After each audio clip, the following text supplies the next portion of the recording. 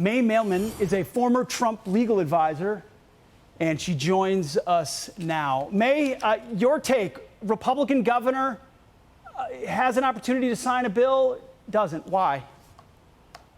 Yeah, he's my governor, and I testified on this bill alongside Riley Gaines and a bunch of detransitioners, people who really care about this.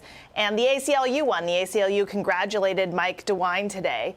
And it's really perplexing because this is a 70-30 issue. 70% of Americans say no to carving up kids' genitals, say no to young men playing women's sports. And yet Mike DeWine can't agree with 70% of people. Why? And you nailed it. There is money involved. If you look at 9 of the top 10 employers in the state of Ohio, they are related to healthcare, like Cleveland Clinic. And Abbott Labs, which is the original manufacturer of Lupron, which is the puberty blocker drugs, they have a headquarters in Columbus, Ohio for their nutrition branch. So this really boils down to money. I think there's also an age factor.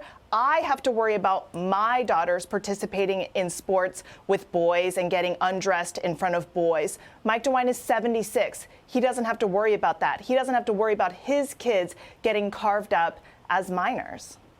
So you got to follow the money, which you're exactly right. But it's just, if it is a 70-30, did he get hoodwinked? Does he just have no courage? Is he afraid of the backlash? I mean, okay, so the money thing is legit. I mean, but what else? I mean, ultimately, you're the leader of a state where you know your voters agree with you on stopping something like this, and yet you cave anyway.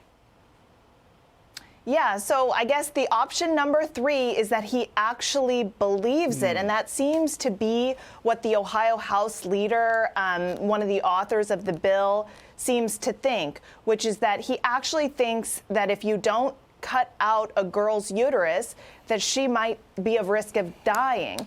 But you know what? The studies say exactly the opposite. People who are transgender, there was a study in Europe, have an 8 times higher suicide rate. That means that the more that transgender ideology pervades our culture, the sicker our people become, the sicker our kids become. So how about when someone comes in and they've got depression and they've got PTSD and they've suffered from sexual abuse and they're unloved and they're lonely and they're confused about their gender? We worry about all those other things first. We treat all those other things first. We help people find religion. We help them find love. We help them find community. And then we worry about the gender transition later. Yeah, and in those cases, again, it goes back to a system that is incentivized to keep people to be patients. And Mike DeWine is furthering it.